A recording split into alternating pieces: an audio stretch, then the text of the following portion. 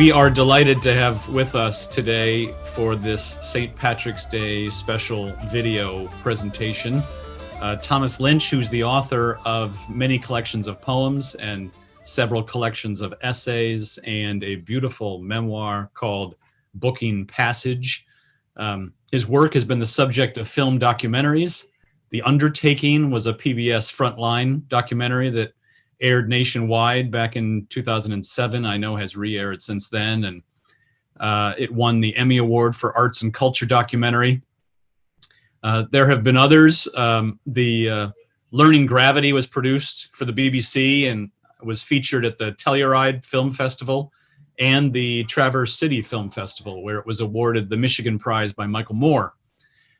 Tom has written essays and poems and stories for The Atlantic and Granta and the New York Times, the London Book Review, the New Yorker, Poetry, the Paris Review. He has as many credentials as a literary man would want to have. Where do you see yourself as a poet and as an Irishman, or as an American Irishman? I've been very fortunate to have had a long association with Irish poets, mostly because I got a high number in the Nixon draft lottery back in my youth. And because I was a lackluster student at the university, I thought, well, now that I won't be fodder for an illegal war, I should probably do something of substance. And I thought the geographical cure would do it. My parents would think I was really doing something important. I said, well, I'm going to study Yeats and Joyce and Kavanaugh. And there was truth in that. I did a lot of reading whilst there, but mostly I wanted to go someplace else and not get shot at doing it.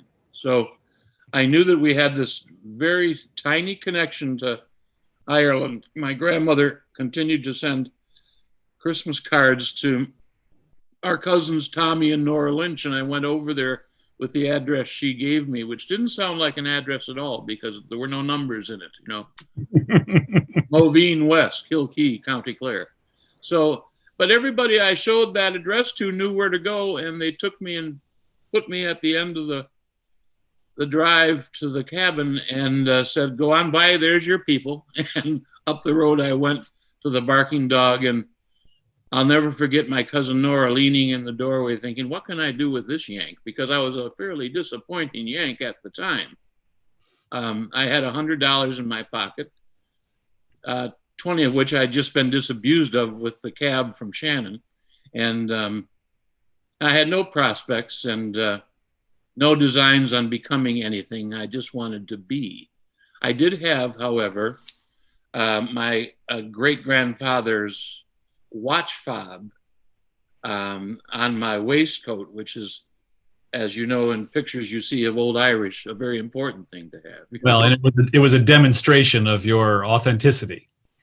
Yes, it was. And in the house was a picture, a panoramic picture of the first solemn high mass in Jackson, Michigan, of Father Thomas Patrick Lynch, who was a first cousin to the people who inhabited the house. And this is your great grandfather. Oh no, he'd be my grandfather's brother. Okay. The priest Thomas Patrick Lynch, after whom I was named. The priest was dead, but when I came along, the 10-year-old boy in that picture was now a 24-year-old man. That was my father.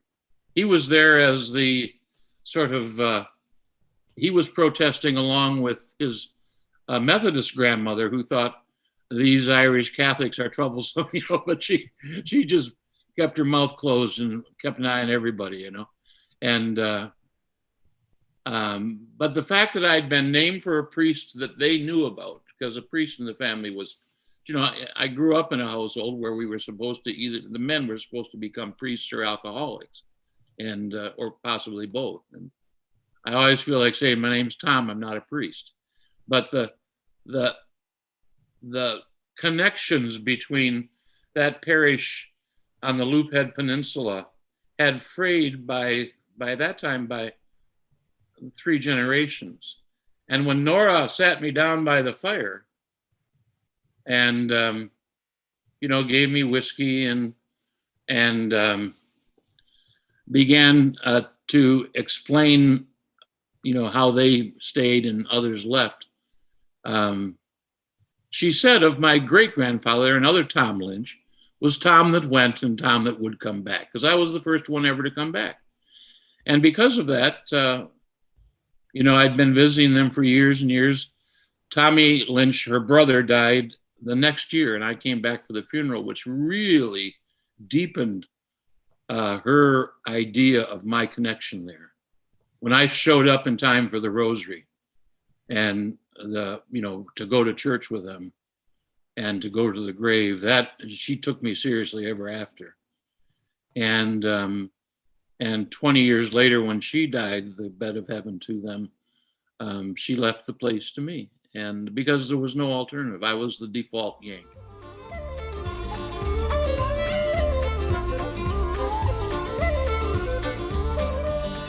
The day I first arrived in Ireland was the 8th of February, 1970.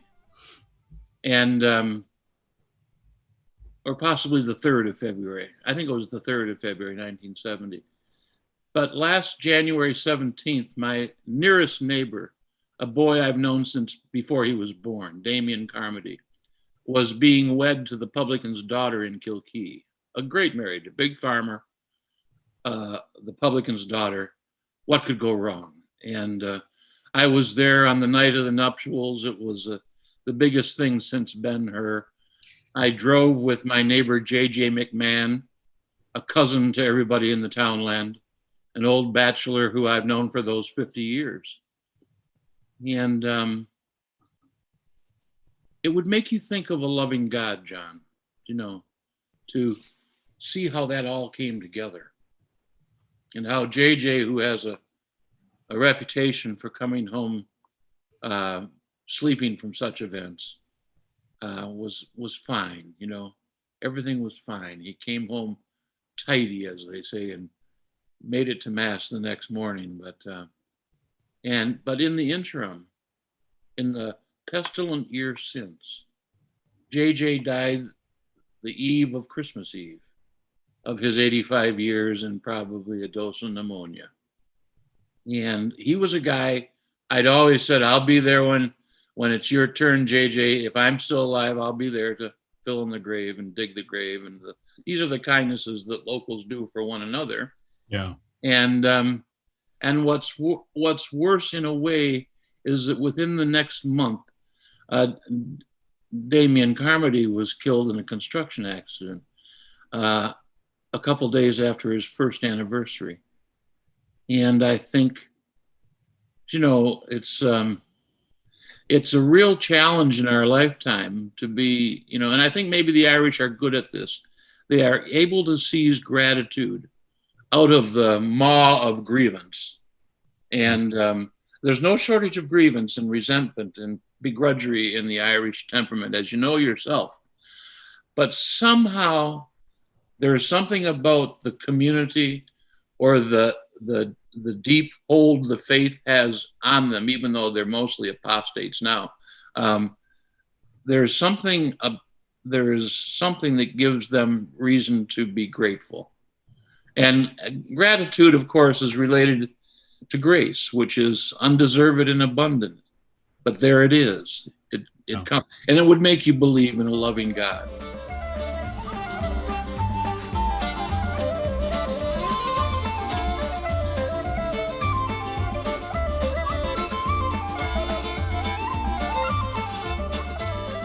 Again, this morning, as I was contemplating talking with you, I was thinking that you have spent a lifetime thinking about, writing about mortality and poetry and the Irish. I mean, there are probably other topics too, but those are big ones.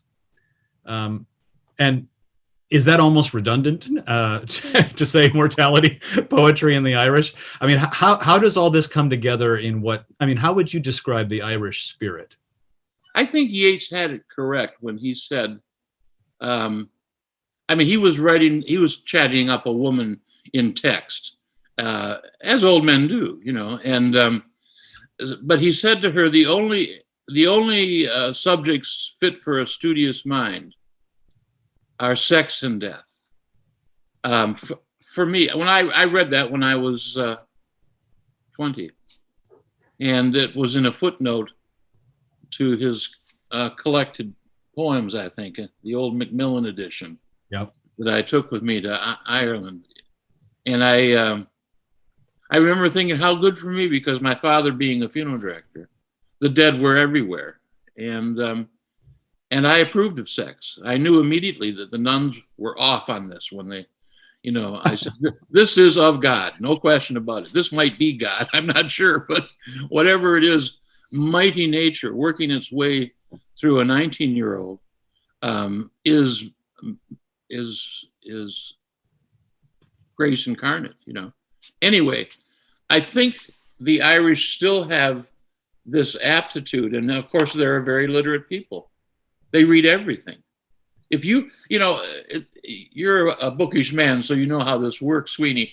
When you give a book to most people, they say thank you, and they archive it, they hold it, and they say, "Oh, I have his book," and they might have read the cover notes and maybe the introduction or something like that, but they, 2 out of 3 get bought but never read, and that's okay with writers because we're interested in the transaction. But the Irish read everything, everything. You give them a receipt from the hardware store, they're going to read it. So the numbers better be right.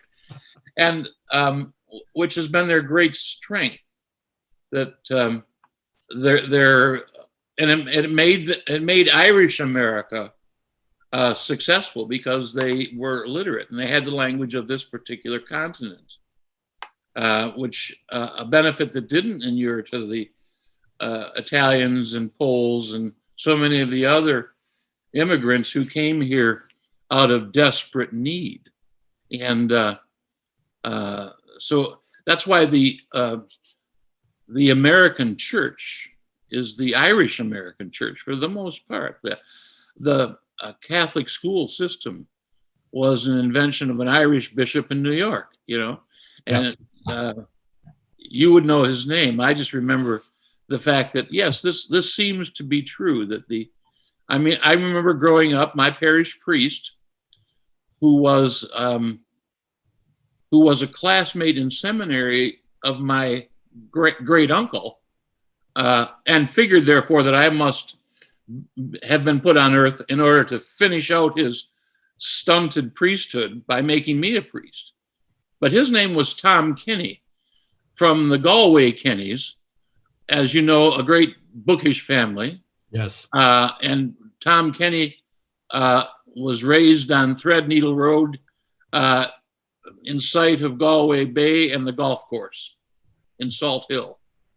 And he was an Irish Catholic priest and regarded the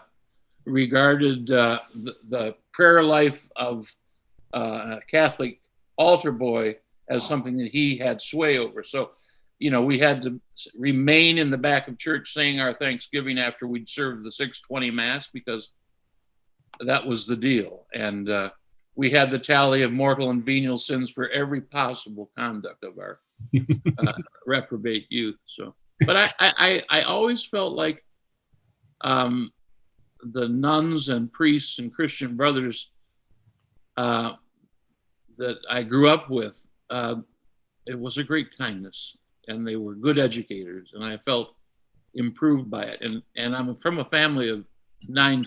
I have 8 siblings, and among my brothers and sisters, they are uniformly blessed by their experience in parochial schools and by Orthodox parenting and that type of thing in terms of Irish Catholicism, as brutal as it sometimes seems. Yeah. What about St. Patrick? So this is St. Patrick's Day, and what about St. Patrick? Do you have a favorite canonical and or apocryphal Patrick story? Is there some way that you connect to him in particular? I remember the first St. Patrick's Day in 1970 when I was in Ireland, and I thought, don't they know? It was a holy day of obligation, which meant an extra day to have a car take you into town for Mass, and maybe an extra 2 pints at the bar in celebration of the day that was in it. A chance to get midweek messages, the cut of beef or whatever it happened to be. It was usually just an open day in Lent when whatever you had given up, you could indulge in. It wasn't until 4 or 5 years later they had an actual parade in Kilkee where, I forget her name, but she ran a marching band, and they came down the street singing, or playing something recognizably Irish, and everybody, went to the pub and went home. In effect, the Irish learned the holiday of St. Patrick from the Americans, for whom it was a way of saying how their longing for their homeland had increased over the year. What I think is special about the story of Patrick is that, unlike most of the missionaries of every system since, Patrick met people where they were and tried, and I think he invented the sort of taking over the symbols and metaphors and rituals of what he would regard as a pagan observation and turning it Catholic. So the Celtic cross, so-called, is the sun god of the post-Druidic times that 4th century Ireland found itself in. And he turned the sun with the cross of the Son of God into the symbol of the Christianity that he wanted to impart to the native pagan Irish. A thing that has to be repeated at least yearly, as you know yourself. It's never taken for granted. So.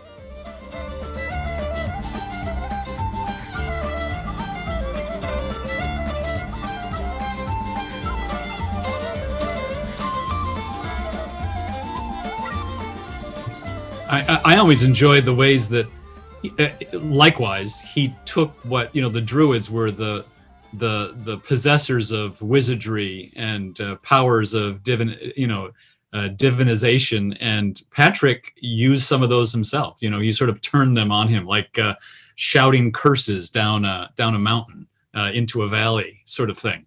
I love those stories about Patrick battling the Druids. I do too, and it's a little bit like Jesus with the scribes and Pharisees. There are always begrudgers in every crowd.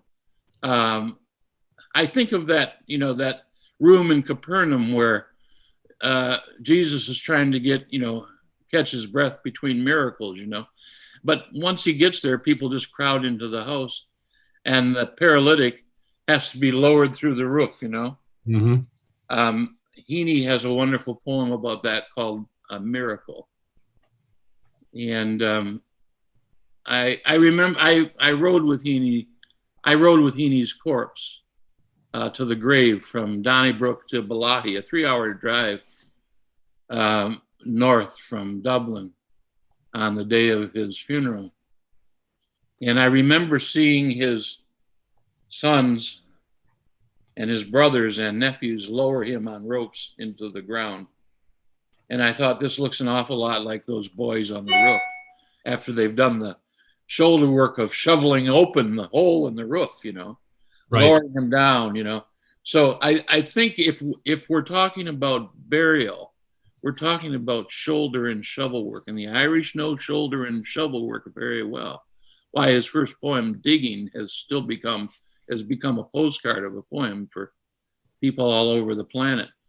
The trouble is, of course, in America, among Irish Americans, cremation is becoming the norm and not the exception. And we don't understand fire as well because, we grew up in a tradition where when you're in trouble with God, John, you go to a place where you don't get freeze dried, you get burned. And so the notion of shoving the corpse of our dead into a fire is something that we're not. So we don't go watch that. We're happy with the open arms of the open grave and Mother Earth, because we are, after all, people of the humus, Yes. plus human. And but the fire, we don't look into the fire and see purification as they do in Calcutta, or the blessed element of the home and the kitchen as they do in indigenous populations all over the world. Nor do we see the uraeses of flame over the apostles at Pentecost, suddenly able to speak in every tongue. Right.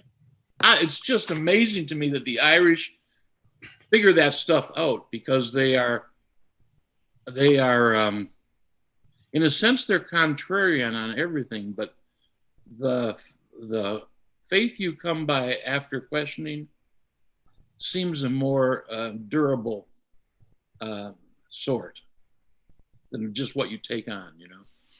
Well, for sure. And it occurs to me, this is a good point to say to those who are meeting you for the first time, because hopefully there are a few. I don't think I've mentioned, or you've had cause to mention, that you've been an undertaker your whole life. I mean, your whole professional life, your day job, right, has been as an undertaker. So you're speaking from very specific experience. It does seem a death in the family does seem the time when the noses of our faith claims are pressed right against the windows of our disbelief. You know, I don't know. I think I shared with you that my daughter, Heather, the bed of heaven to her, yes, died by suicide last summer. And I often wondered, you know, what was God's plan in all this? She was beset by mental illness all of her life, but as she grew into her adulthood, it became more pronounced and created an estrangement between her and all of her, what she called her family of origin. I remember. Yeah, and it's but now it's funny. Well, it's not funny, but it's instructive to me that I've begun to feel more grateful for the 45 years that I was a witness to the beauty of her being than for the 8 or 10 months I have spent desolated in my hopes of ever seeing her again, you know. So I think that's a gift. I think that's a gift outright from whomever's in charge here. Lately, I've begun to think that whoever God is, besides being not me, it might be female. I think Mother Nature has a better claim. I remember all last summer I kept thinking, she's really angry now because the world seemed to be ending of its own upheavals in nature. And anyway, we do have a lot of questions. We always do. And maybe that's why we write poems. What was it Yeats said about the quarrel with ourselves? That's what we make poetry out of. Yeah. So I've been quarreling with this yoke for a long time. Yes.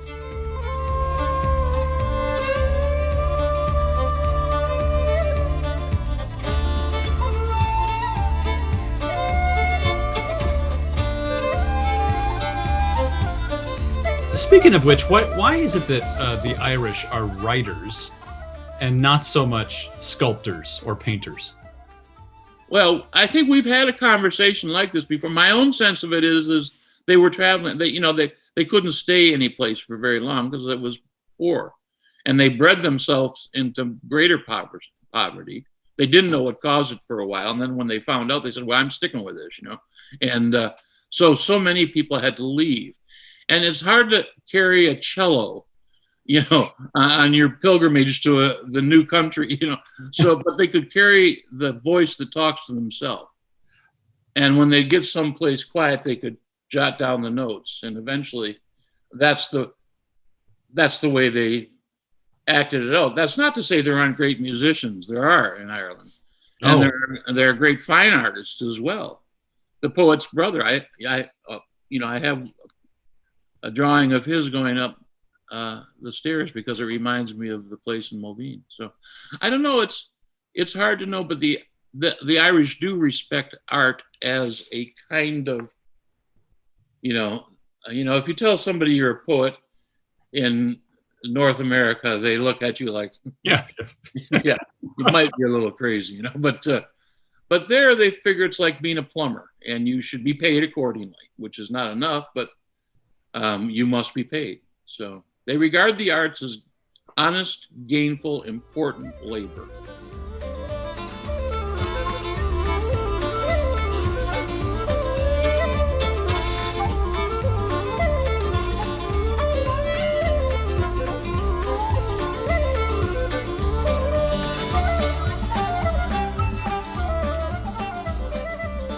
Are there still Irish poets who dig the ground? I wonder. I mean, there's no shortage of Irish poets, as you know. The army never falls below 5,000 or 6,000. I would say you should look at Paula Meehan's work very closely. Okay. And I know you're a fan of Gabriel Fitzmaurice, which Yes. had. I don't know that Gabriel does any digging, but he does some serious investigating in the brain box. He wonders about a lot of things. Yeah. So, yeah, I think there's plenty of poets. There's no chance of those running out. Just like, I mean, they might have closed the pubs, but they're still making porter. I promise you. I hear what you said earlier about how a poet ought to be reasonably paid like a plumber, but at the same time, I sometimes rub up against that because I like poets who work. I like poets who also seem to come out of that value of work and manual work and earning a living, and their poems come out of that.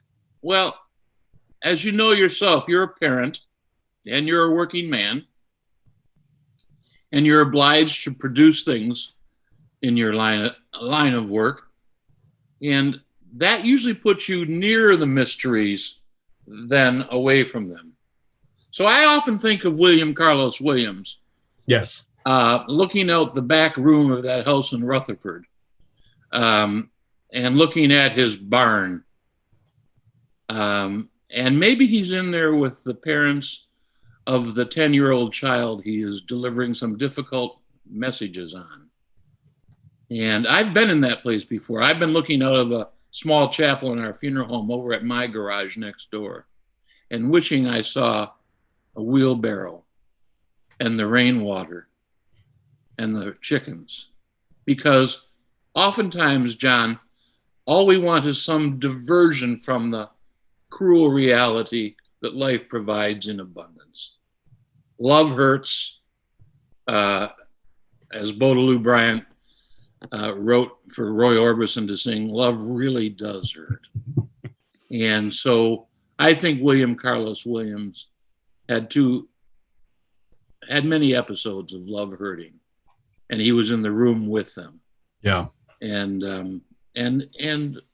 that kind of work makes you pay attention, not look away. Yeah. It reminds me of Carlo Corretto, the mystic who was a hermit, tried to be a hermit for a couple of decades and went back to visit his dear mother, and realized that she knew more about the contemplative life for having raised a brood of children, and had that level of responsibility, but yet look at how she was able to focus and sit quietly. Yeah. And he realized he had so much to learn from his mother. He didn't need to go to the desert. One of the most heartfelt condolences I got when my daughter died last summer was from the theologian Tom Long, who I think you might know some things about. Tom and I have worked together on. We had dinner together. That's right, we did. That's exactly right. Thank you. Burlington, Vermont. That's right. In an election year, as I recall, 2016. We won't go there. We won't go there. But Tom sent me a note that said, this pandemic prevents us from doing what we're drawn to do, which is fly to where you are and sit in silence with you before the mystery. Yes. I think Patrick allowed a lot to be in the mystery, in the mist, out there, wherever it was, because he knew God was taking care of that, whoever God was. And so the list of things that Patrick had to take care of was getting smaller, and he could work on those. Yeah. Yeah. Well, and you and Patrick both are Irish by choice in a way, right? Wasn't he Italian? I think he was a slave from Italy brought to England and then kidnapped to Ireland. You know, I'm just saying, we're all in this together. And Patrick believed that. We're all God's children. Yeah. I wrote a piece for the New York Times that said, you know, my local in Ireland, it's the Long Dock in Carrigaholt. I think you've eaten there. But I know for a long time during the 90s, the Polish and the Lithuanians were doing most of the cooking because the real Irish were out working for the tech companies, you know, to make a buck. They couldn't make it in the restaurant and bar. Right. That was the Celtic tiger, right? That's right. Exactly. Yeah. But then, you know, died. Yeah. Sadly.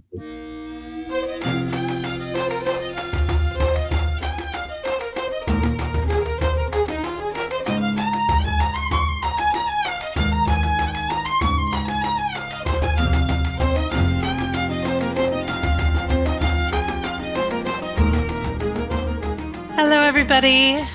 Greetings. I'm Christine Walters Paintner, and I am joining you from the west coast of Ireland, where I have lived with my husband, John, for the last 8 years.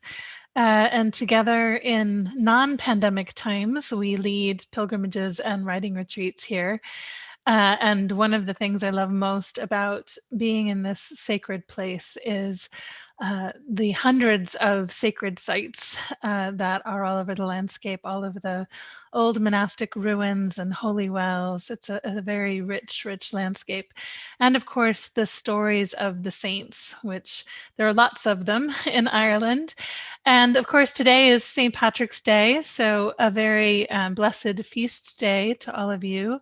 And I'm grateful to Paraclete Press for inviting me to share a little bit of my poetry to help celebrate this day.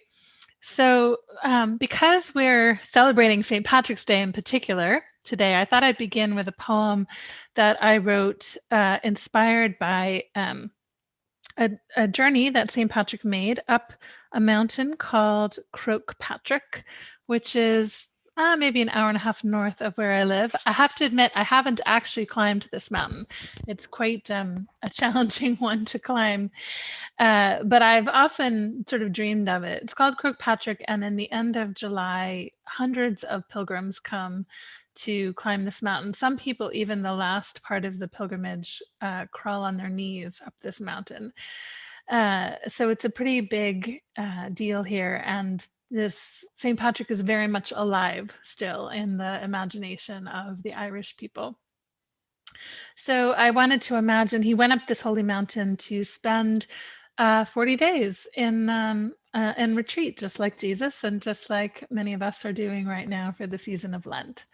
So this poem is called Holy Mountain. I want to climb the holy mountain, ascend over weight of stone and force of gravity, follow the rise of a wide and cracked earth toward eternal sky. Measured steps across the sharp path, rest often to catch my heavy breath.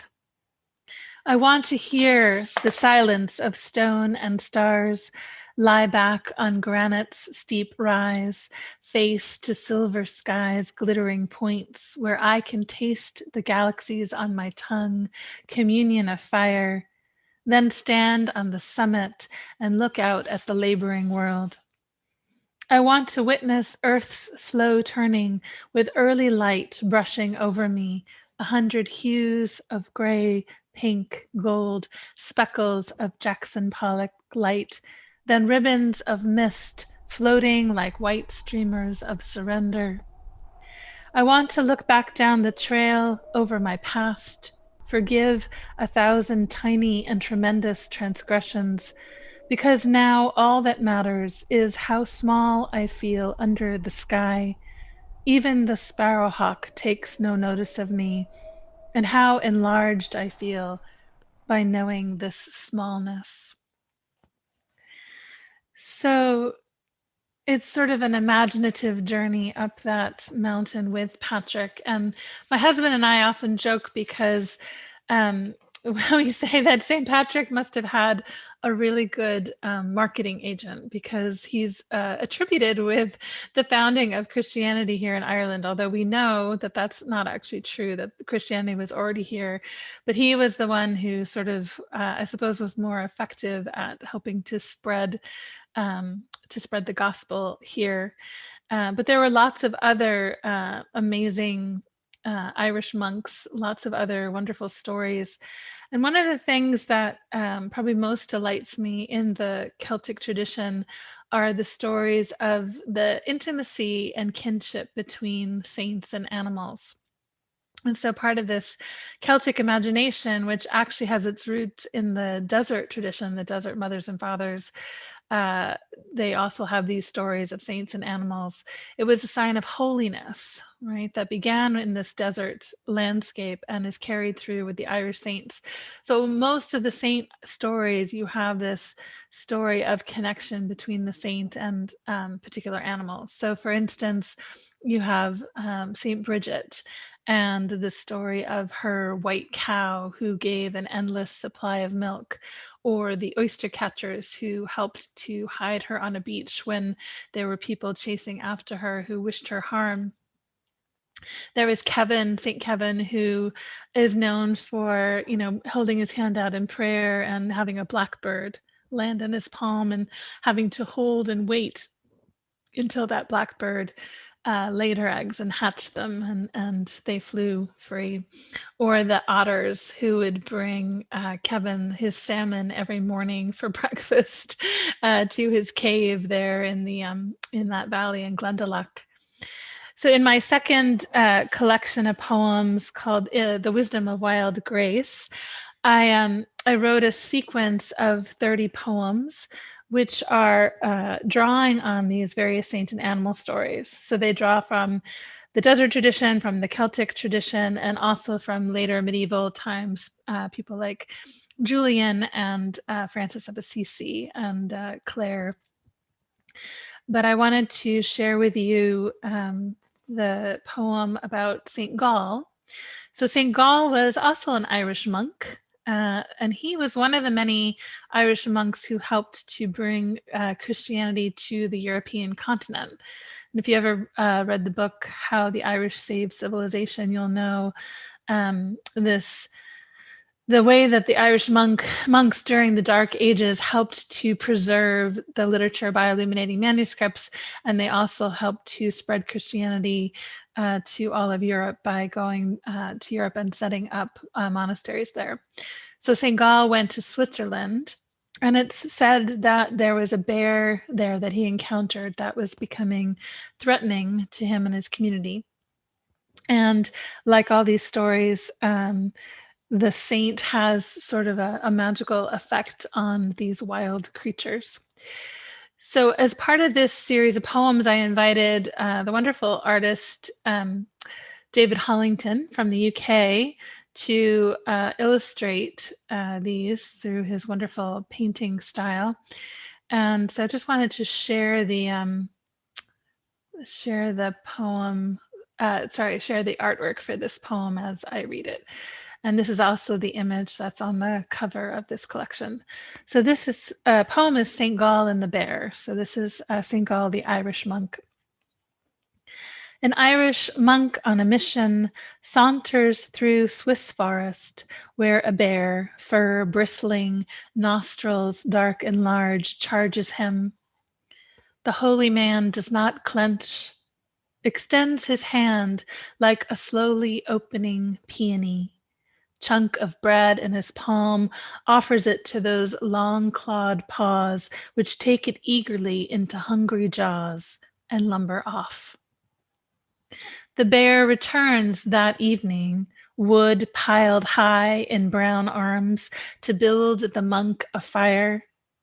Together they sit for hours, listen to night's music, count stars as they appear, bask in embers' warmth. When the great bear of your life charges toward you, nourish it with the bread of your kindness. When it comes carrying kindling, sit down with it, see what is sparked and what shapes dance in the flame. So it's a wonderful story about how an essential aspect of this monastic path, particularly in the Celtic tradition, is really about the kind of restoring the original harmony between humans and creatures and all creation. And we see this over and over again in the stories of the Irish monks. I was going to share one more from that series with you. This one is about Saint Columbonis. Saint Columbonis is also one of the Irish monks who left Ireland to go set up monasteries, this time in France. And it's said that he loved to go out into the forest and let the red squirrels, which are the European squirrels, scamper all over him and play in the folds of his robe, and the birds would land on his arms. And so, again, these stories about this restoration of kind of that paradise setting is such an integral part of what the monastic, Celtic monastic call is about. So let me share this art with you, and I'm going to read you Saint Columbanus in the Forest. He learned long ago he doesn't have to seek out wild things, only rest and wait. When his heart is full, he starts to sing until birds twitter and trapeze branch to branch, land tiny feet on his shoulders, brush his bristly face. Squirrels dizzy with delight, maelstrom of scamper and bustle to climb his thin arms. Their giggling red heads peer from folds of his robe, as if playing a secret game meant only for them, only for those who believe such things are possible. So one of the things that my husband likes to say, he's kind of the storyteller when we take people out on pilgrimage, and he likes to say that all stories are true and some of them actually happened. And I think that kind of evokes the spirit of these saint and animal stories. We might say, you know, did this actually happen? But that in the Celtic imagination, that's actually not the important question to ask. The important question is to ask whether there's a truth to it, whether it speaks to something in your own soul. And I know for me, these stories really just evoke a deep, deep longing for that original kinship with all of creation, which is part of what I love about this Celtic path, or then living in Ireland. It's still very much alive. The next poem I'm going to read is from my first collection. It's actually the title poem, which is Dreaming of Stones. I don't know if you can see that, but I wanted to share with you a story of another saint, this time a woman saint. There aren't as many stories of the women saints of Ireland as there are the men saints, but there are some pretty remarkable women in this communion of saints. And this poem, Dreaming of Stones, is about Saint Ida. And Saint Ida, she lived in Limerick, and she was known to be one of the teachers, the great teachers actually of other monks.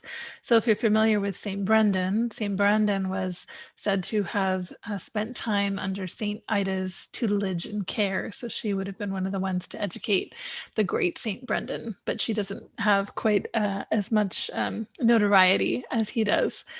But there's lots of stories about Saint Ida, and one of them is that she had a dream. She was given a dream, and in this Celtic tradition, there are many times that these monks and these saints are given a dream that help to direct their lives in new ways.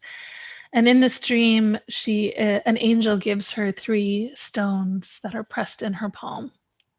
So this is a poem about Saint Ida's dream. It's called Dreaming of Stones.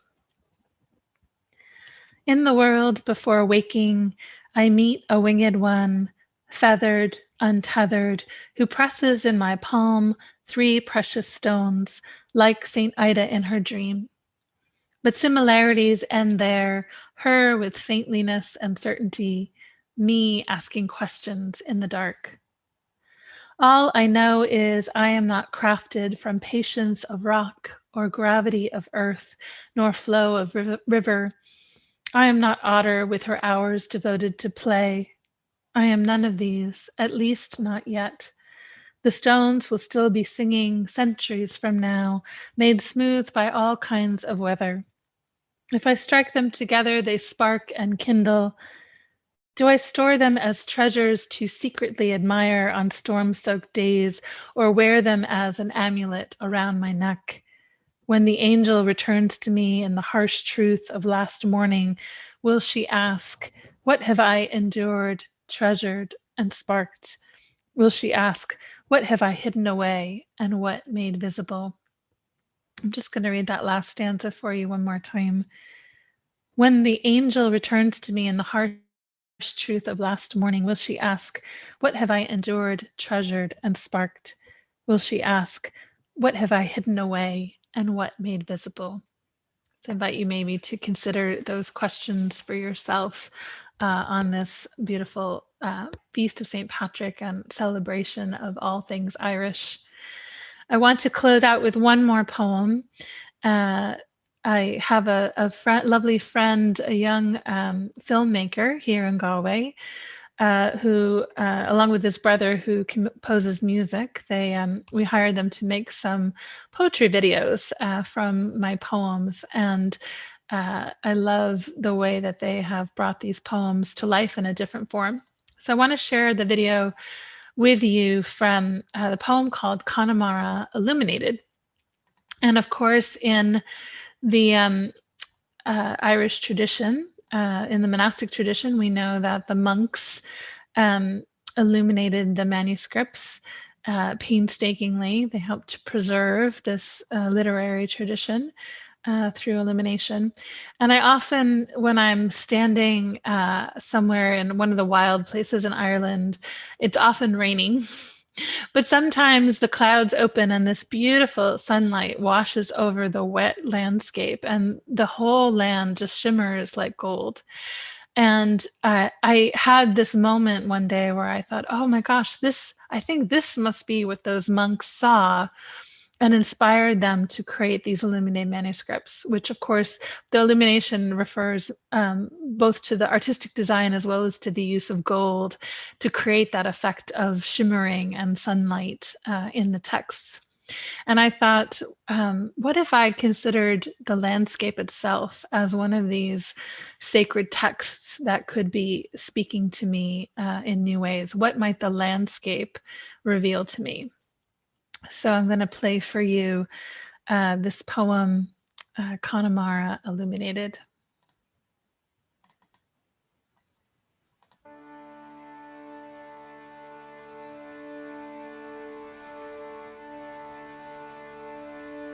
A poem is being scribed this morning across the thick brown bog and over the gashed granite folds of mountain.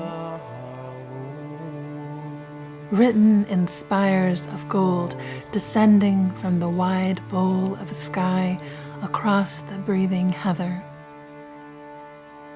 You have to pause to read it, long enough to hear beneath the relentless moan of wind, where centuries of voices have whispered their seeking, feasting, fasting, loving.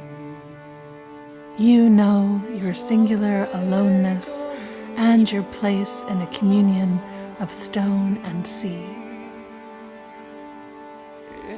Even as the kestrel's wings vibrate into the night, sending quills into the damp air, even as the skylarks and stonechats attend each day's awakening like eager midwives, this empire of longing writes its script in fox tracks and memory.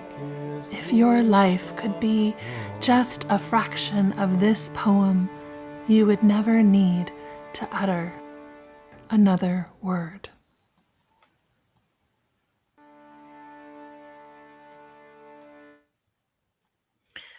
So thank you, my friends, for being part of this wonderful celebration. And thank you to Paraclete Press for inviting me to be a part of it. And I wish you many blessings from the wild edges of Ireland.